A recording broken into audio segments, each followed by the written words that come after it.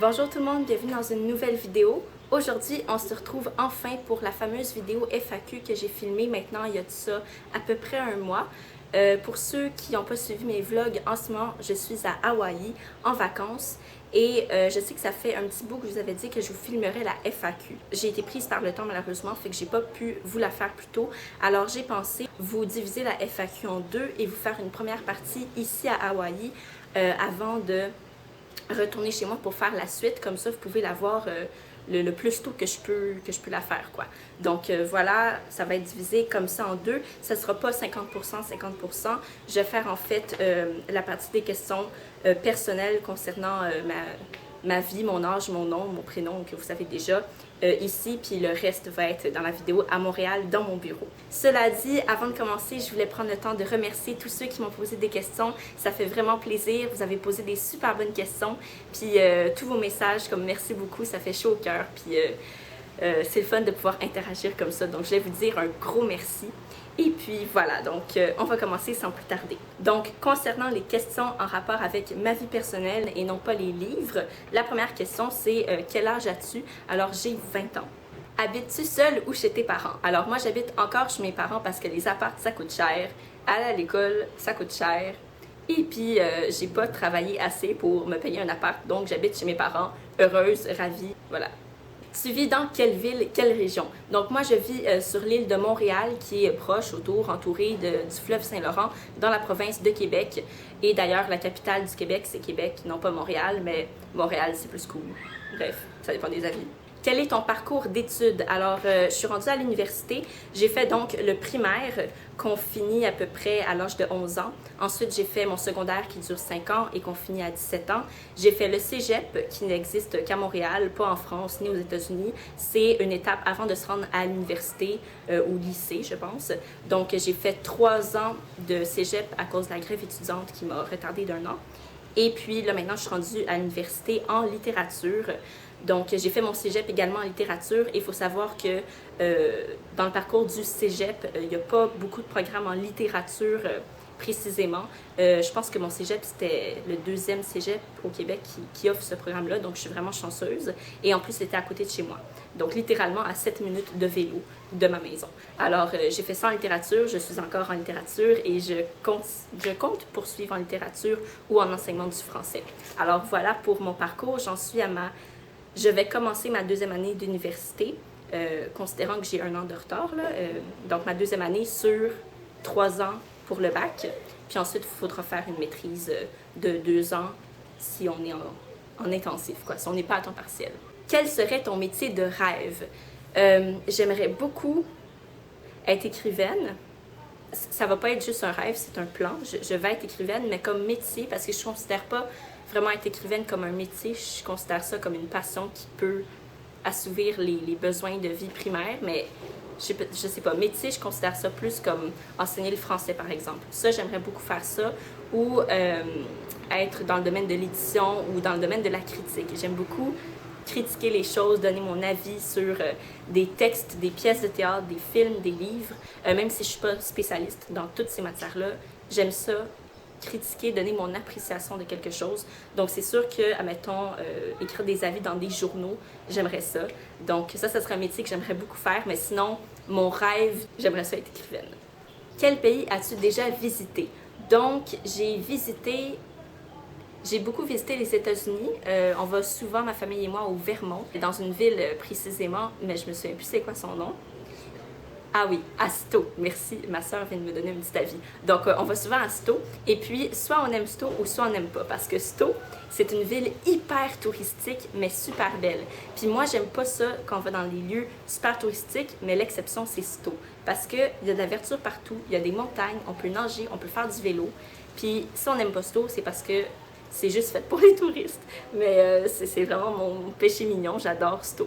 Et puis, je suis allée en Europe pour aller en Italie. Et j'ai donc vu l'aéroport de Paris, mais Charles de Gaulle. Donc, c'est pas mal juste ça que j'ai vu de France. Je suis allée à Londres. Merci. J'ai des petites mémoires qui viennent à ma tête. C'est vraiment bien. Des chuchoteuses de réponses. Donc, je suis allée à Londres 1 semaine. Je suis allée aux Bahamas, aux Bermudes. C'est vraiment pratique d'avoir des gens qui me donnent des réponses. Et ben dans le fond, j'ai fait beaucoup de places, là, mais j'ai pas visité beaucoup le Canada. Je suis allée en Gaspésie, mais c'est très beau la Gaspésie. Pour ceux que vous êtes jamais allés au Canada puis vous voulez visiter des belles places dans la nature, aller en Gaspésie, c'est magique. Fais-tu partie d'un club de lecture ou autre? Alors, j'ai pas de club de lecture officiel dans lesquels je fais partie, mais avec mes amis proches, on se crée nous-mêmes des espèces de cercles où soit on va écrire des textes ensemble ou soit on va lire des livres. Donc, j'ai déjà ma meilleure amie à qui j'ai emprunté The Raven Boys, que j'ai lu tout récemment. Je vous mettrai le lien en barre d'information de la vidéo sur laquelle je parle de Raven Boys dans mon vlog d'Hawaii. Et puis, sinon, c'est ça. Écrire du texte, lire des livres, c'est pas mal ça, mes clubs de lecture. Qu'est-ce que je fais en ce moment dans la vie? Alors, en ce moment, je suis principalement étudiante. J'ai aussi complété une formation l'année scolaire passée, en massothérapie. Donc, je suis également massothérapeute. Donc, ça, c'est mon travail d'étudiante en ce moment. Sinon, j'ai déjà été monitrice de natation. Voilà, c'est pas mal ça. Maintenant, une question un peu fun, divertissante. Quels sont mes booktubers préférés ou autres youtubeurs que je regarde? Donc, on va commencer par les booktubers francophones français. Donc, j'aime beaucoup Bulda parce qu'elle a une énergie et un entrain et une vivacité qui m'inspire puis qui me rejoint parce que je suis un peu comme ça dans la vie. Je me calme un peu sur vidéo, mais sinon, je suis un peu comme hyper et tout. Puis elle aime les chiens, j'adore les chiens. Puis elle a tout le temps des avis concis et constructifs et agréables à entendre. Fait que j'aime beaucoup cette booktubeuse-là. J'écoute toutes les booktubers populaires de France et de Suisse que vous connaissez tous déjà, donc je les écoute tous, je les apprécie toutes aussi. Sinon, pour les booktubers anglophones, ça aussi j'en écoute beaucoup et j'ai un faible pour tout ce qui est anglophone. La manière qu'ils ont de parler de livres ou de présenter des lectures, on dirait qu'ils ont moins peur aussi des fois de lire des classiques et de nous en parler. Et c'est vraiment là que je vais puiser dans les avis sur certains classiques. Par exemple avec Books and Quills, qui est une fille dans la vingtaine qui vient des Pays-Bas mais qui habite maintenant en Angleterre. Elle va lire des dystopies et des classiques aussi. Moi, si j'ai des avis sur certains classiques, je peux me fier à cette booktubeuse-là. Et j'aime beaucoup aussi une autre Canadienne comme moi, mais elle qui est anglophone, Arielle Bissette, qui a peut-être 1 an ou 2 de plus jeune que moi, pardon. Elle fait des avis très concis, mais elle est super smart, vraiment intelligente. Elle donne des avis différents, elle n'a pas peur de dire ce qu'elle a à dire, elle n'a pas peur d'aborder des questions controversées, donc ça j'apprécie beaucoup. Sinon, parce que je peux pas y résister, parce que c'est principalement ça que j'écoute sur YouTube, c'est des vidéos de musique, des chanteurs quoi, et surtout des chanteurs qui font leur carrière sur YouTube, et ça je voulais vous en parler parce que je trouve qu'il faut promouvoir ça. Faut pas être en compétition l'un contre l'autre sur YouTube, mais il faut se monter ensemble. Et ces chanteurs-là, c'est ça qu'ils font. Donc, c'est des chanteurs a cappella qui habitent principalement aux États-Unis et qui font des vidéos de musique, qui interprètent la musique déjà existante dans notre société et qui en font un chef-d'œuvre. Donc, j'écoute 2 couples différents parce qu'il se trouve que le mari et sa femme chantent. Le premier couple que j'écoute, c'est Peter Hollins et Evan Hollins. Qui habitent en Oregon et qui font de la musique a cappella. Peter Hollins fait tout avec sa bouche, tous les bruits, tout est avec sa bouche, c'est merveilleux. Alors que Evan Hollins intègre des fois de la guitare, un peu de musique, mais elle a une voix cristalline, une voix d'ange, c'est vraiment merveilleux. Et sinon, l'autre couple que je regarde, c'est Mike Tompkins et Kayla Tompkins. Kayla Tompkins fait des vlogs, elle ne chante pas, alors que Mike Tompkins, lui, fait de la musique a cappella comme Peter Hollins, sauf que lui, si vous voulez quelqu'un d'un peu plus jeune, d'un peu plus hype, qui fait pas de la musique traditionnelle tout le temps, ben allez voir Mike Tompkins parce qu'il est plus jeune, quoi. Je sais pas comment le dire. Il y a juste un dernier YouTuber français que je voulais mentionner qui est comme dans la section culture, je veux dire, de mes intérêts et qui assouvit beaucoup ma soif de savoir et de savoir encyclopédique. Et c'est Romain Tea Time, que vous connaissez sûrement. C'est un ami de Bulda, pardon, je déparle. Et puis, lui, il fait des biographies de personnalités ou de personnages historiques.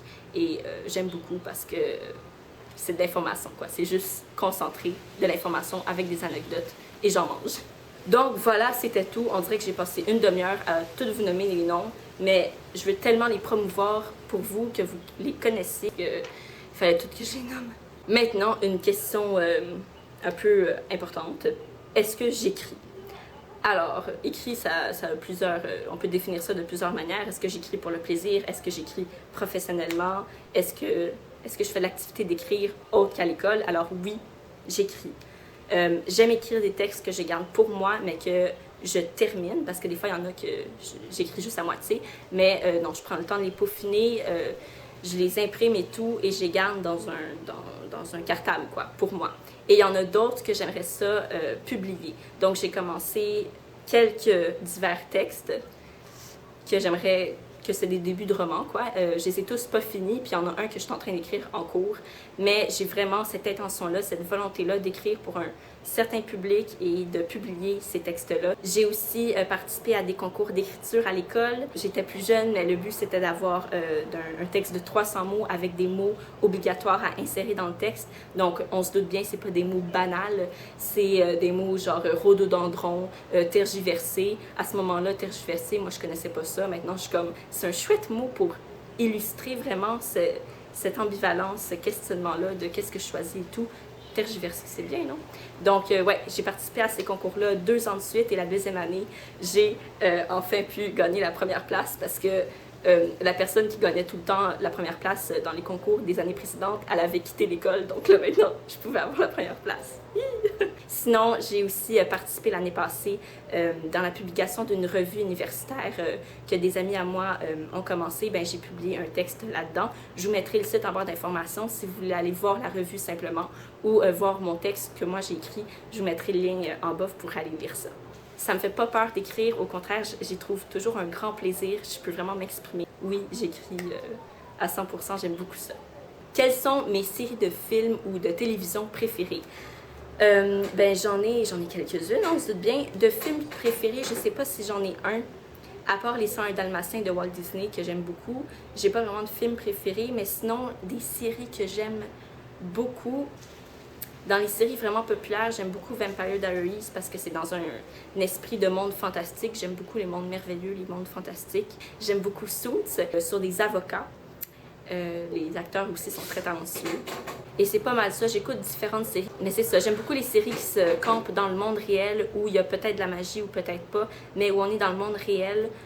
Ça, j'aime bien dans les séries télévisées. Quelle est ma destination de rêve?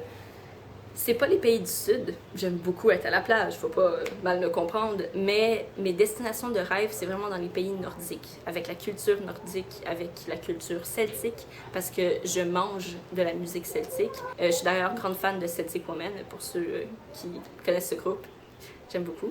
Mais bref, ma destination de rêve, donc, serait l'Irlande, l'Angleterre, les Pays-Bas, l'Écosse, mais plus l'Irlande. Je suis plus attirée envers l'Irlande. C'est pas mal ça, mais tout ce qui est dans le nord, qui est anglais, j'aime beaucoup. Je viens de regarder ma feuille et je me rends compte qu'il n'y a plus de questions. En fait, j'ai terminé cette section-là. J'aurais aimé dire comme « et la dernière question est », mais j'ai pas pu, donc là, je l'ai dit en retard. Bref, c'était toutes les questions pour aujourd'hui, pour la section plus personnelle. J'espère que vous avez bien aimé, que ça va vous avoir donné un plus grand aperçu de qui moi je suis. Donc sur ce, je vous souhaite de passer une super belle journée, des très belles lectures, puis on se revoit dans un prochain vlog. Et puis par la suite, dans la partie 2 de la FAQ, de retour chez moi à la maison, pour vous mettre à jour sur la durée de mes vacances. Il me reste maintenant une semaine. Donc, je reviendrai dans une semaine, soit le 24 août, au bureau et tout redeviendra à la normale.